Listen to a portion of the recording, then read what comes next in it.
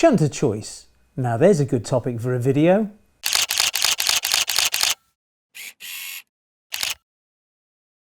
Hi, welcome back to Chadwick Model Railway. I'm Charlie.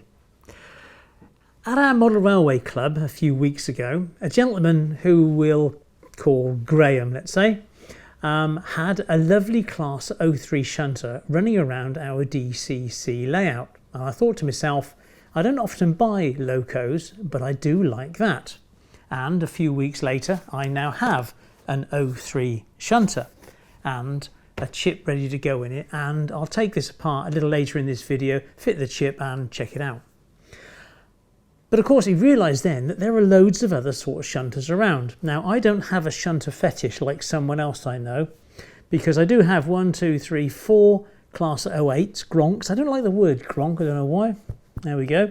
And a Class 14. However, also at our Model Railway Club there's a gentleman by the name of Dick Smith, who appears to have an unhealthy liking of shunters, because he said, would you like to borrow some of mine for your video? I said, what a good idea, Dick. So he lent me 8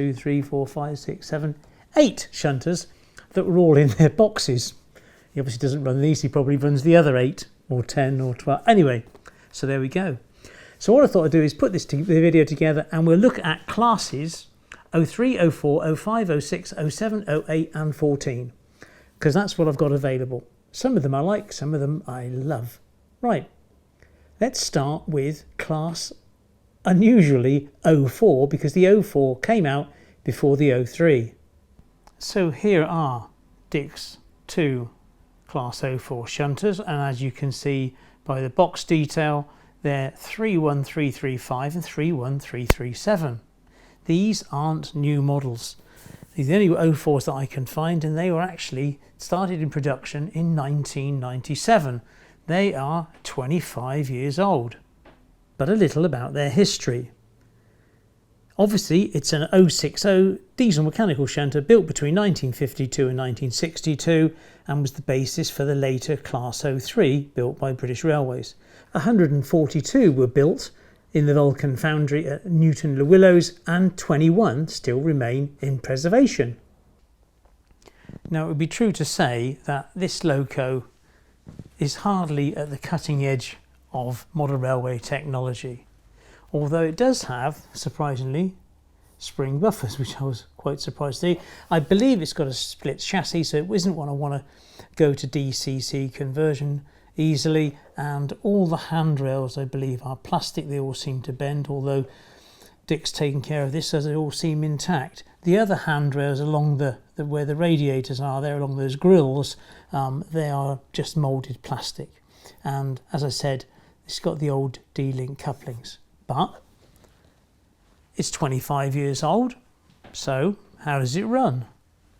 Now I know folks like to know what I'm using, so I've got my trusty old DC Duet wired up to it's actually my DCC programming track. Well, you'll be surprised to know it runs very well and very slowly. I was quite surprised when consider this is just straight out of the box. I don't know when Dick ran this one previously, but it's just lovely. So now we move on to the Class 03, and I was quite surprised to find out that Dick's 3 03s and my new 03 were all 2010 was when they first started being produced by Bachmann. They're all DCC ready with to accept a 6-pin decoder. There we are. So we won't run all 3 of Dick's, but we'll get his blue post-topped ones out, and then later we'll chip my my shiny new example. But of course, where do I find this information from? Well, Ramsey's British Model Trains catalogue. This is volume 8, and it comes in 2 volumes, and in here has got all the gumph about when rolling stock was manufactured and all this sort of stuff, and you just kind of look it up, and as I do, just stick posters in it. Sadly, British Railway Modelling no longer produce this, which is such a shame. They now do it online, which compared to the information in here is quite superficial, let's say. Yeah, that's a good word, isn't it? Right, anyway, so let's get back into the 03 and read up about its history. 230 were built at Doncaster and Swindon works between 1957 and 1962. Like other shunters of this size, the Class 03 was built for light duties where larger locomotives were not needed, especially for shunting at locomotive and carriage depots and used as station pilots, or where heavier locomotives couldn't be used. The reduction over time in demand for shunting locomotives meant they were progressively withdrawn from 1968 onwards, many being sold to private industry, including 3 that were exported to Belgium. However, some remained in service much longer, with 2 examples on the Isle of Wight lasting until 1993. Mainland examples had gone by 1987, yet 56 remain in preservation. Here they are out of their boxes. It's worth noting that if you pick it up by the sort of the chassis, you're not going to break anything off because they are absolutely covered in tiny handrails. They've got the flower pot type chimney as opposed to the sort of the cone one on some of them, and these have the horn poking straight out asking to be broken off. I wonder how long that will be. Sprung buffers as you'd might expect, and just a little bit of detail here. A couple of points to note. There is this cylinder up the side here, which means that this one here has been modified for air brakes, whereas this one is purely vacuum braked. And if you can look in closely on these doors here, is that the handholds now aren't moulded plastic, they're actually separately fitted parts. Right, let's pop them on the track and see how they run. Now back to my trusty duet, and she runs very smoothly, but then it is, 13 years more technology than the other version.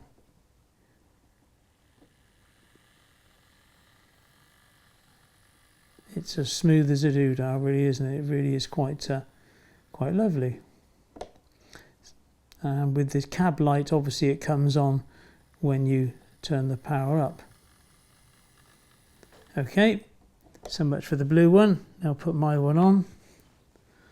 Let's see how that runs.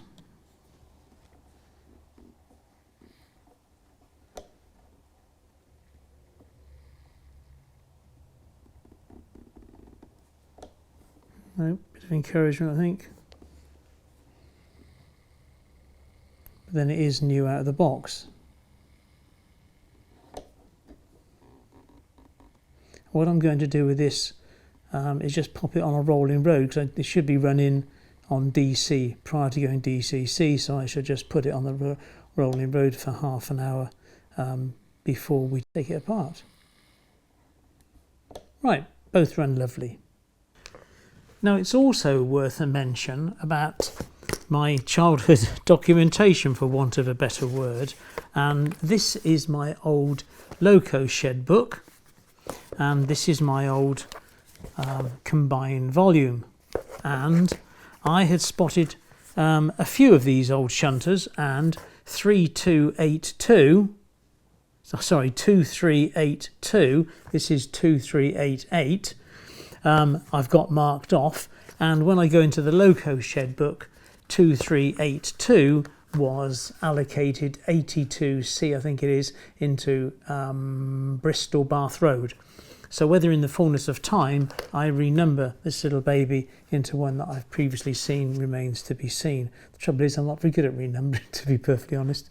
I made a complete pig's ear of some in a previous video, and I still haven't got my confidence back, let's say. Right, let's move on from the 03s and go to the 05. Now with the 05 comes a change of manufacturer. We're now into the dizzy heights of Heljan or Heljan. There's the details on the box, and back into my Ramsey's guide. It's a 2013 production, and this one is a 6-pin decoder, DCC ready. So let's take this one out and have a look. But first, a bit of history. The Class 05 is another 060 diesel mechanical shunter built by the Hunslet Engine Company from 1955 through to 1961. They were used on the eastern and Scottish regions of British Railways. A point to note should you be modelling in one of those two areas. 69 were built by Hunslet, 4 of which still survive. Now this one really is quite remarkable. It's sprung buffers, as you might expect, sort of hidden NEM couplings are there, but they're kind of hard to see. Loads and loads of separately fitted parts. The detail in the cab is there, just needs picking out really. Sadly, no driver fitted. But it is a little gem, and it's quite a slow runner when you consider this hasn't been out of the box. So it needs a good blast and running in, which clearly Dick hasn't done up to now. You can tell when it's been out of the box, and this clearly hasn't. This is an epic little locomotive. This is lovely. And I suppose we ought to put a bit of speed on and see how it sort of rattles along.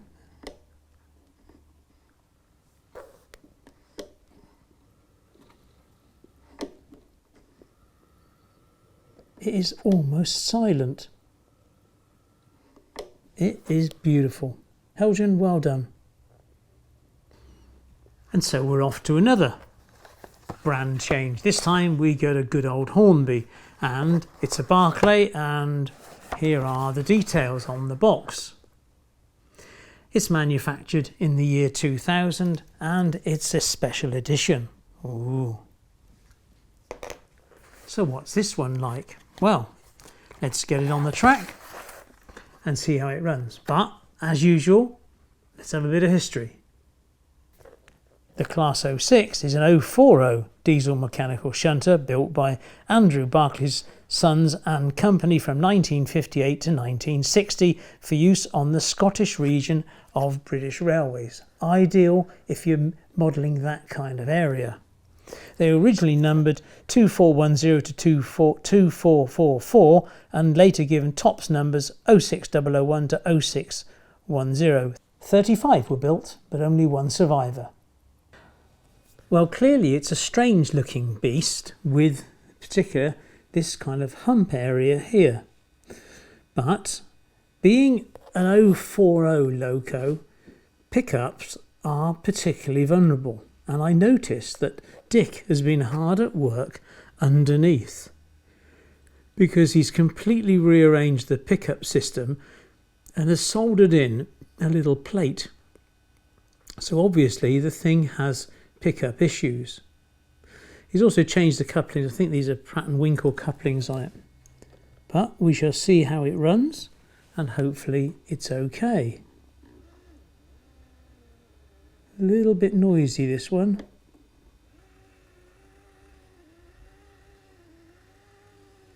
Could be an age thing. We all creak a bit when we get older.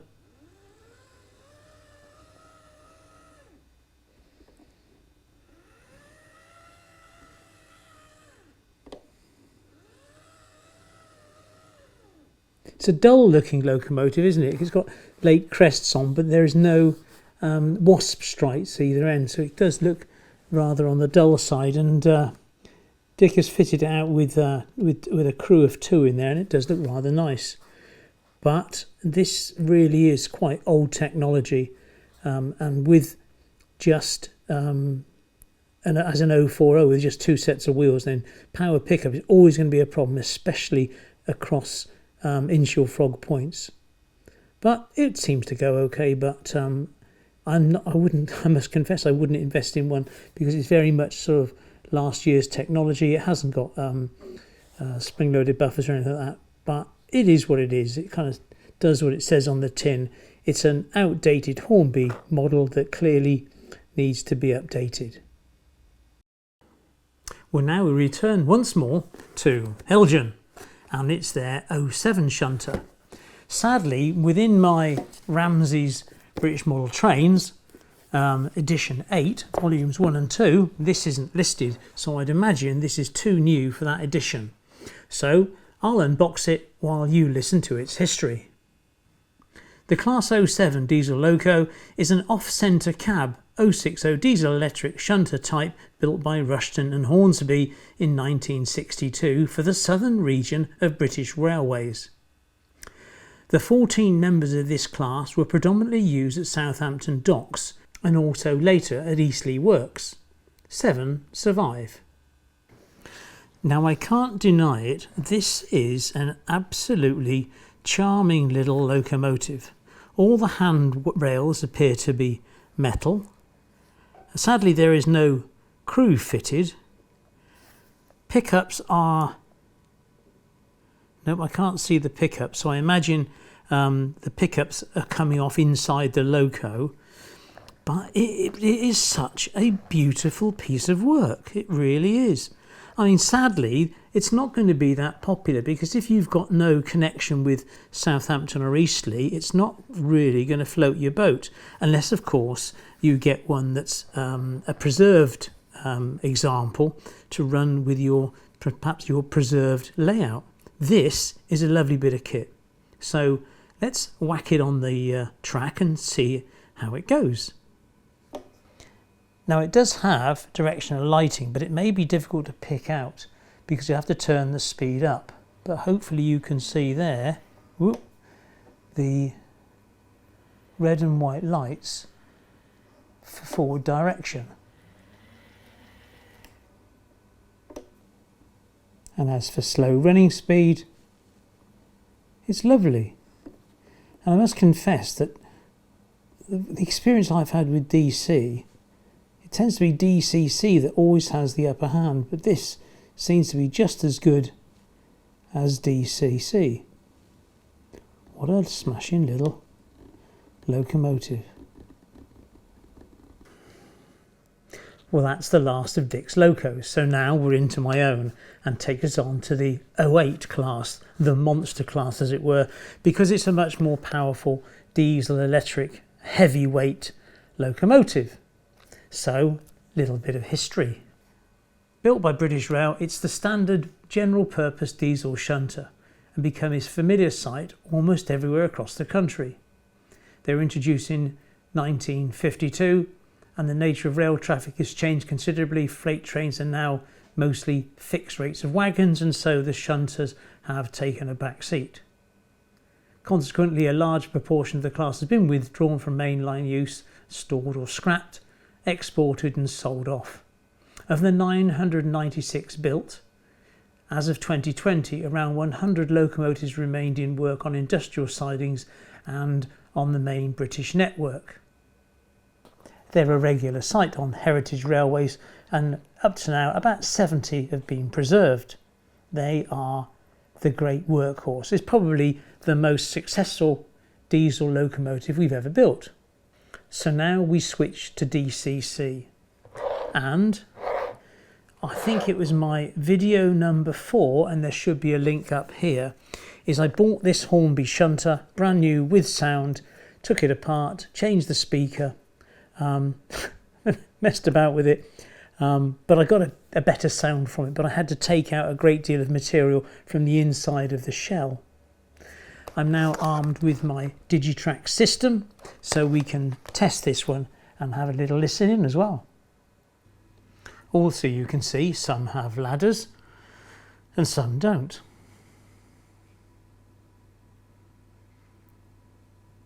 And here you can see how fragile these plastic handrails are. And hopefully you can see there's a driver in the window and there's a shunter, that being a position of responsibility, this little chap here hanging on to the front rails for dear life, no doubt. But the great thing about this is that it's a DCC item that really does just crawl along. Now this is the Hornby model, but I believe the Bachmann is no worse. I mean, they are both excellent locomotives, they really are. This one has sound fitted. If I press the sound on, you'll hear it sort of kick into life. I'll just reverse it and send it the other way.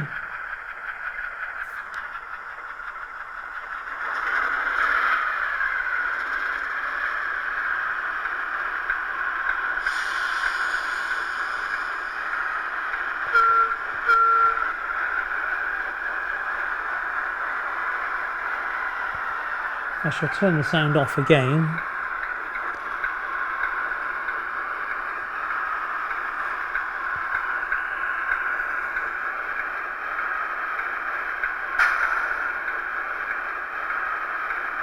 But one thing I have done to this is I fitted a Stay Alive, which is a small capacitor to allow it to run over dirty bits of track or points or whatever, and being an 060 locomotive, it will not get stuck on a little bit of dirt or a little bit of dirty track.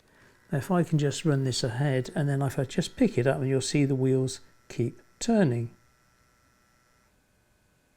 Not for long, maybe a few centimetres, couple of inches, but it does come in extremely handy with short wheelbase locomotives. I absolutely adore this little loco. She's a gem. All I need to do now is to fit the other 060s with the Stay Alive. Class 08 shunters, wonderful things. Which brings us on to Heljan's Class 14, codename Teddy Bear. This is a lovely locomotive, and the first thing I did when I got it was I broke a set of steps off, sadly, and I've put them somewhere safe. I have no idea where they are. They are safe, rest assured. Anyway, history.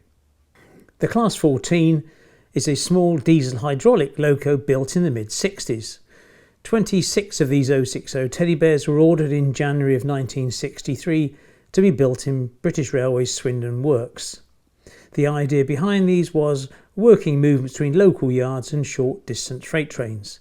The good all-round visibility from the cab and dual controls also made them capable of being used for shunting duties. The order was expanded from 26 to 56 in mid-63 before work started on the first order. They were numbered D9500 to D9555, and fortunately 19 have been preserved. This is the side without the steps, from they're missing here where I picked it up, and this is the side with. It has lights, and hopefully you can see there's a head code light, which I obviously haven't fitted the head codes, and a white marker light, and if I reverse the direction you should just get the one red. Beautiful. But how does it run? Well, actually it runs extremely smoothly. This is a lovely piece of Heljan engineering.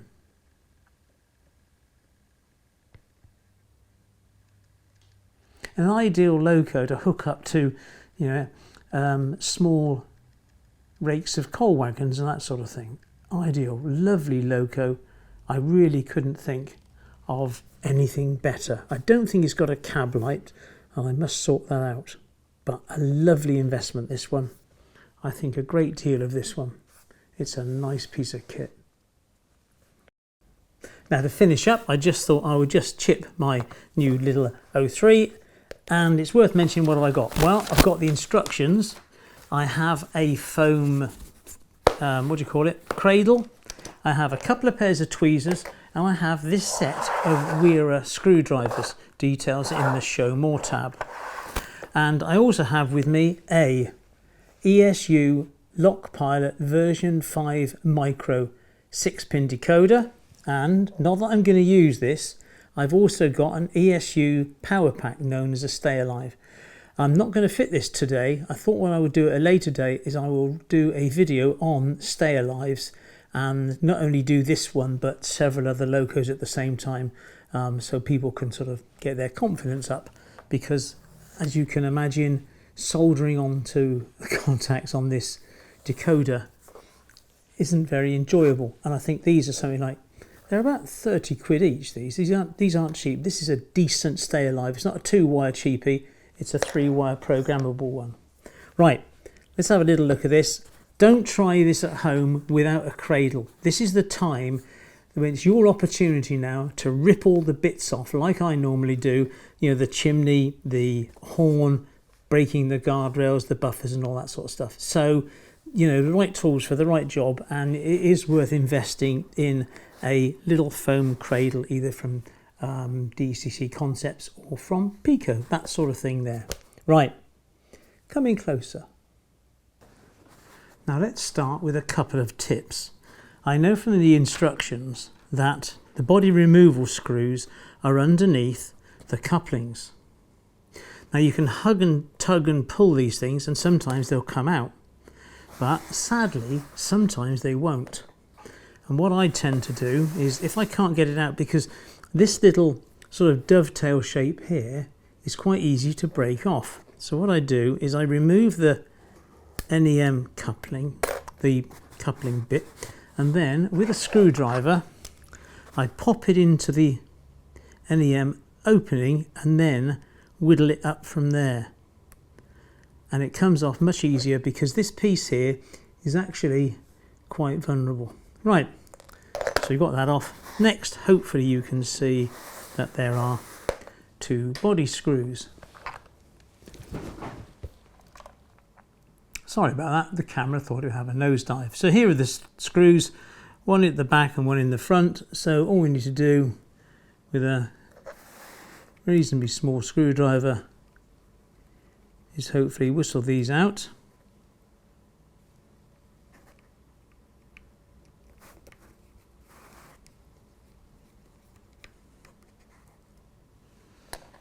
And perhaps the body shell will just come off. God, I hate these. Let's just shake those screws out. Anyway, it comes out like that. Marvellous. Happens to the best of us, doesn't it? Any breakages? No, we're good. But you can see what it's like if you've never done this before.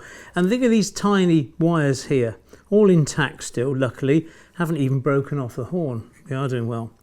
And then we come to this 6-pin blanking plate. Now, it's always worth knowing which pin 1 is. Right, so where's my decoder? My decoder is here. So I need you just to check out on the paperwork which pin 1 is. And then we just pull that one out and pop this one in. Now, embarrassingly, it's full disclosure time, because this £32 ESU Lock Pilot version 5 micro decoder doesn't work. Lovely. So what other high-end decoder have I installed in my little 03? Well, it's from that little known company, Hatton's. So let's see what it looks like on the move. So here we are, it's on address 03. So if I turn the cab light on, hopefully you can see that. So turn the cab light on and off she goes. Steady as a rock. And reverse it. And back she comes the other way. So my little spare 6-pin decoder from Hatton's will stay in this one until the replacement decoder from ESU arrives. Well, it shows you that happy ending. You don't necessarily get what you pay for when you buy high-end decoders, but I do believe in ESU. That one will go back and I will get a replacement and we will live again, let's say. A couple of people or folks I'd like to thank. Firstly is Dick Smith, really, for the loan of his box shunters, and hopefully that's helped with the review and help you on your purchase future. But also all these images that are listed as Creative Commons, all those photographs that you saw courtesy of so-and-so. Guys, if you have images listed as Creative Commons and I've used them, thank you very much indeed. It's a very unselfish thing to do, to list those up so that the whole community can use them and, of course, can learn from them. And it's something I really, really do appreciate. Finally, I'd like to talk to you. What about your shunters or your fleets of shunters? What do you use? What do you recommend? And perhaps more importantly, what do you not recommend? What have you had problems with in the past, whether it be DC or DCC and whatever manufacturer? So we as a community, through the comments down below, can learn. So as far as the comments are concerned, please don't hesitate to leave any comments and of course a thumbs up if you've enjoyed it. So finally, it's the usual thing really. Down there should be the button to become a patron. And I thank my patrons most sincerely to enable me to get all this stuff to test on your behalf. Down there, of course, is the subscribe button, and subscribing is free, and a video here and here. I'll see you in 2 weeks' time and in 2 or 3 days' time if you're at Worley. Thanks a lot. Take care. Bye-bye.